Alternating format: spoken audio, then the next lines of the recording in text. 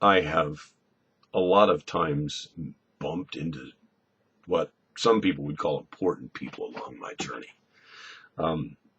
I pastor a non-denominational church, but I have denominational connections in the past, and it sometimes links me into situations that probably I shouldn't be. But I don't mind it. I really don't mind it. It's kind of fun. Some of the discussions I come up with are very unique. For instance, I was discussing with the high-ranking official of a certain Christian denominational college. I believe they're a university now, but they were a college at the particular time, and they were such and such Bible college, and they'd taken the name Bible out of their school so they could just be such and such college. And were referring to themselves as a world-class educational institute. And I was just interested as to why that was necessary and why we needed to do that as Christians. Are we so afraid of the word Bible that we're worried that someone is going to critique us the wrong way? Does that keep us from issuing nursing degrees and psychology degrees and biology degrees and teaching degrees? No, it doesn't. But for some reason, we think we have to open the market up and become culturally relevant in the world we live in. Problem is I don't see Jesus doing that a whole lot. In fact, none at all, if I can be a little facetious here. If we read the Sermon on the Mount, Jesus therewith gives us a lesson, several lessons on morals and applications of those morals in our culture and society. He uses phrases like this: "You have heard it said, da da da da, but I say," and he goes on. What's he doing there? He's teaching us to be unique, as Peter would say, the peculiar people, a holy nation called by God. We don't like being that. We want to be accepted by our culture. We want to be socially acceptable.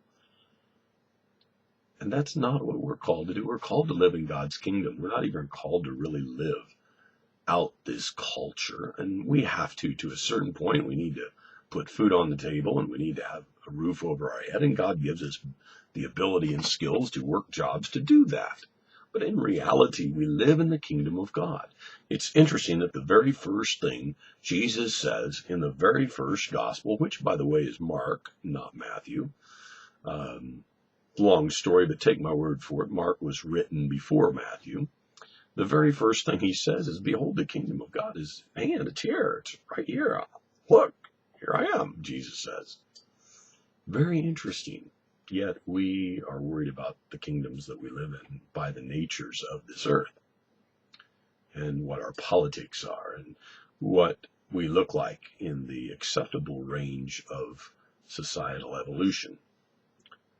It's a shame, but we as Christians don't need to look that way. We need to be concerned how God sees us in his eyes. And when Jesus says, "You have heard it said," he's saying your culture has taught you, but I'm going to teach you the right way. And he does. And it's really hard to live that way sometimes. It really is, because we are so interested in living in front of other people instead of living in front of God. And those other people might be our family. Those other people might be our church even. Imagine that. But when it's all said and done, we are to live our lives out in front of God the way he wants us to. And he is the King of the kingdom. Jesus Christ is King of kings and Lord of lords.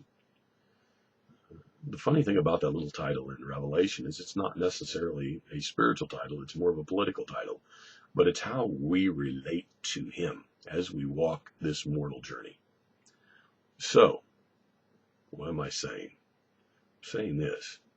We kind of need to forget about being culturally relevant and socially acceptable, and just be concerned of living our lives the way God has called us to and wants us to, and being the best constituents in his kingdom that we possibly can.